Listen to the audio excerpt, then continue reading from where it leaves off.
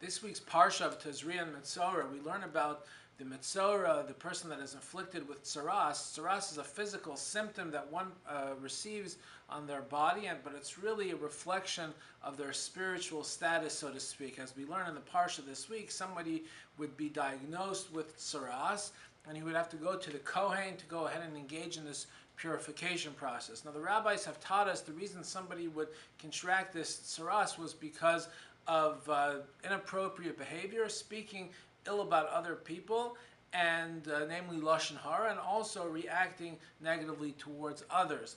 If somebody goes ahead and speaks ill of others, we have to examine the root cause of why someone would engage in that behavior, and perhaps understand why the person's doing it in order to go ahead and correct this for the future. So there's a powerful insight that I learned from Rabbi Reisman, who gives us a teaching about, if we examine the lesson of tsaras, how we can go ahead and really address this issue.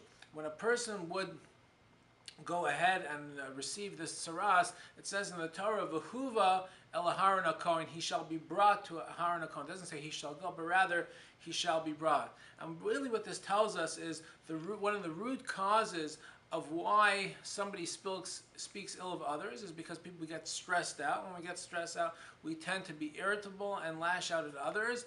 And therefore, if we have to go ahead and really isolate one of the root causes of this behavior, it would be addressing how we can minimize our stress level. So how can we go ahead and minimize our stress level? We have to go ahead and look at what the Torah teaches us. V'huva el Aharon HaKohen. We shall be brought to Aharon HaKohen, meaning we're not in control of everything. Many times we get stressed and frustrated because we want to accomplish everything, and when we don't accomplish everything, we get stressed out and irritable and lash out at others. But if we can go ahead and internalize this idea that we're not in control, we'll do our best, we'll put in 110% effort, but at the end of the day, we're not in control of everything. If we're able to go ahead and come to peace with that, then it's possible for us to lighten up on our stress and have a more positive outlook in life. Folks, in life, many times we're faced with many forms of stress, and many times we don't react well in those situations and we become irritable and lash out at others. Let us remember the lesson of tsaras, and let us remember that if we're able to internalize this message of we're not in control, perhaps we can have a more positive outlook on life. Have a wonderful Shabbos.